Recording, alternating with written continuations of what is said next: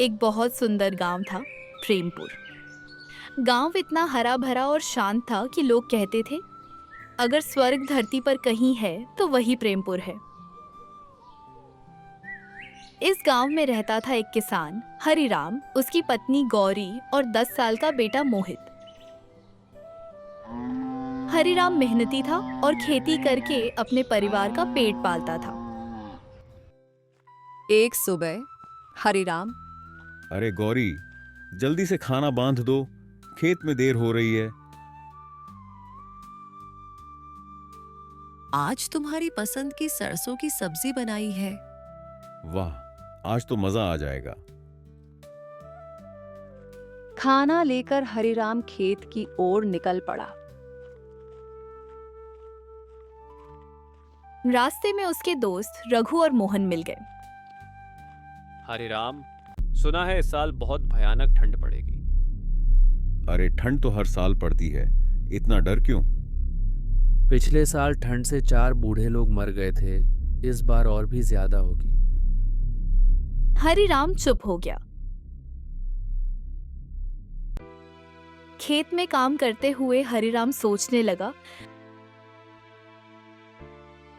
अगर मैं अभी से जंगल से सूखी लकड़ियां जमा कर लूं तो जब ठंड पड़ेगी लोग महंगे दामों में खरीदेंगे और मैं अमीर बन जाऊंगा। उसकी आंखों में चमक आ गई। हर दिन हरिराम जंगल जाता और ढेर सारी सूखी लकड़ियां काट लाता। गांव वाले पूछते, इतनी लकड़ियां क्यों जमा कर रहे हो? मेरी पत्नी रोज पकवान बनाती है, बहुत लकड़ी लगती है।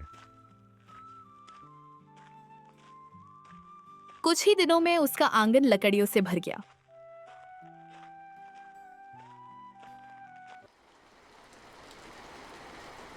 एक रात अचानक तेज बारिश हुई, पूरे जंगल की लकड़ियां भीग गईं।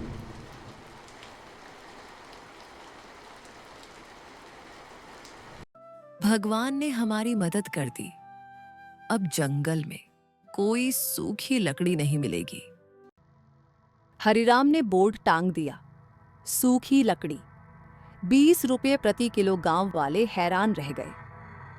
ये तो लूट है, पहले 10 रुपए थी, अब 20 रुपए। लेकिन ठंड से मरने से अच्छा है, खरीद लें।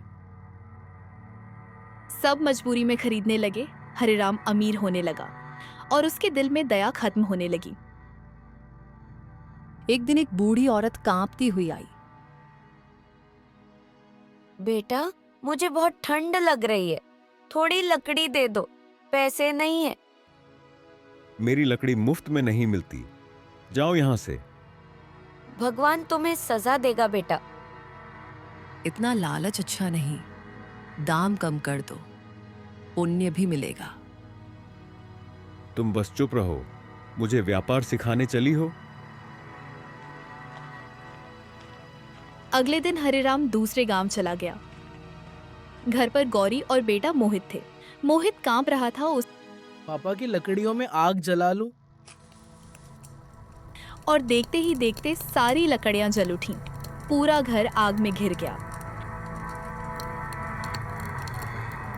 गौरी बाहर चीखती रही, लेकिन कोई गांव वाला मदद को नहीं आया, क्योंकि सबके दिल में हरिराम के लिए नफरत थी। घर जलकर राख हो गया। मोहित आग में जलकर मर गया। शाम को हरिराम लौटा।